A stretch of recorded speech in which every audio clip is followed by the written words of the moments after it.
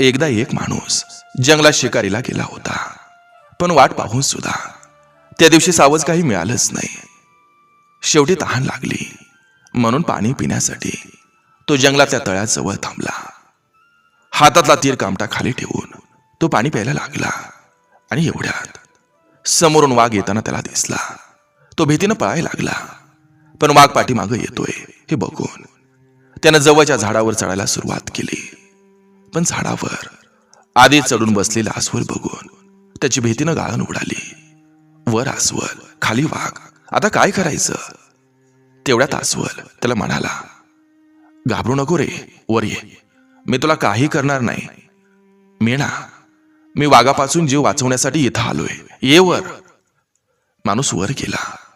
वाघ मात्र झाडाखालीच बसून हे दोघं कधी खाली येतील याची वाट पाहत होता.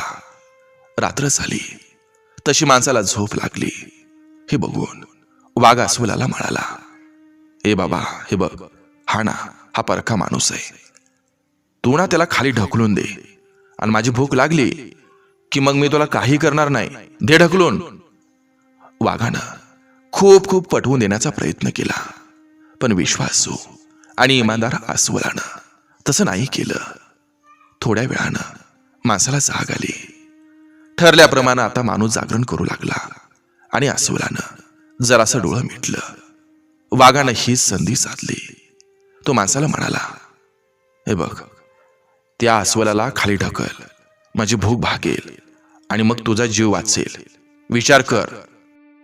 माणसानं क्षणाचाही मागचा पुढचा विचार न करता अस्वलाला धक्का दिला.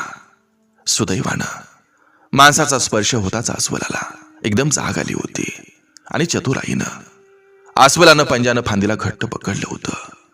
त्यामध्ये अस्वल खाली पडलं नाही, पण त्याला माणसाचा विश्वासघातकी स्वभाव कळाला. ते म्हणालं, हे माणसा, मी तुझ्याशी दगा नाही केला रे, परंतु तू मात्र मला फसवलंस रे, तू फसवलं. हे बघ, पशुवर विश्वास ठेवता येतो, पण माणसावर नाही, हे मला आज समजलं. श्रोते हो, या गोष्टीतून तात्पर्य आपण काय घ्यायचं? तर पाठीत खंजीर खोपसून कधी कोणाचंही भलं झालेलं नाही, म्हणून अस्वलाचं हे शब्द खरं ठरवायचं की खोटं ठरवायचं हे मात्र आपल्या हातात आहे. ज्याचं कर्म चांगलं आहे ना, तो कधी संपत नसतोय. माणसातली माणुसकी एवढी खाली का आली? एवढा खालच्या पातळीवर तो का आलाय? पशुपेक्षाही खालच्या थराला का गेलाय? याचं आत्मचिंतन करण्याची आज गरज आहे. श्रोते हो, अस्वलानं दिलेला शाप हा म्हणूनच की काय, आज माणसं चोरी करायला लागलेत आणि कुत्री त्याला शोधायला लागलेत. लक्षात घ्या की सत्कर्मी माणसाला जीवनामध्ये अडचणी येत असतात, पण त्या सोडणाऱ्या असतात. आणि या उलट जो दुसऱ्याला अडचणीत आणत असतो ना, त्याची अडचण आयुष्यभर संपत नसते. आणि हेच त्रिकालाबाधित सत्य आहे.